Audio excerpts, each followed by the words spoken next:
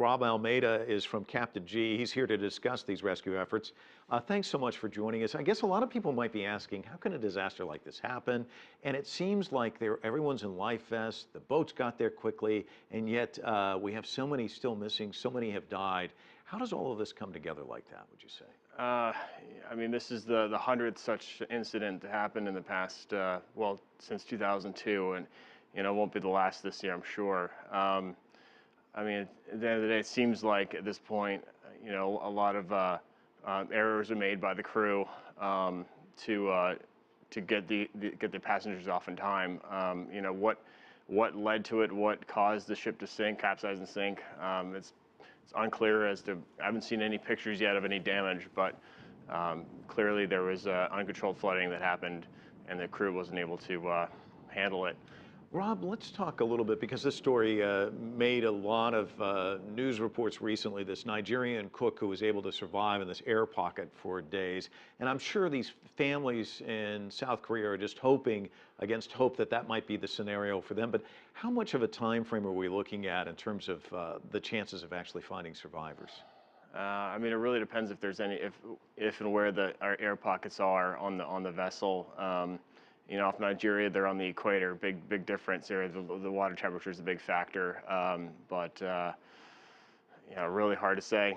What's going on underneath that vessel.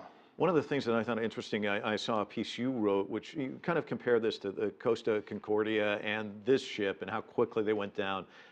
You said there were similarities and dissimilarities. Will you go over those for us? I mean, the Costa Concordia was a new ship. The Sewol is an older ship built in 1994 in Japan. It's hard to say if material condition was an issue. It had just gone through an inspection this year, actually, by the Korean Register of Shipping. So I'm not sure if that was a factor here, but it might have been.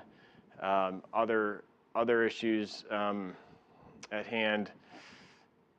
What were they? Well, lifeboats, I think you made the point that right. One of 46 lifeboats.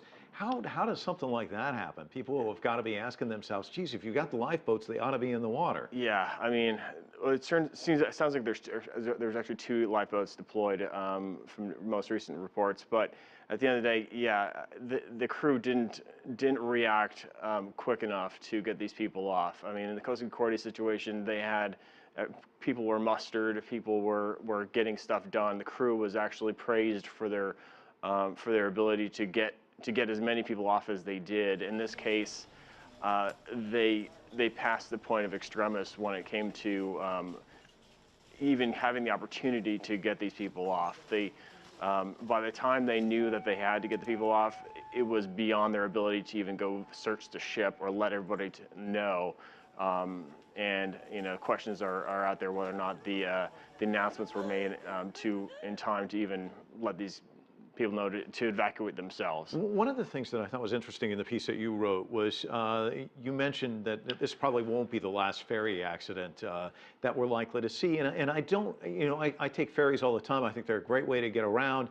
Most of us, I don't think, wow, this is an old ferry. It may be not policed well. What are kind of some of the concerns people should have maybe on getting on board a ferry?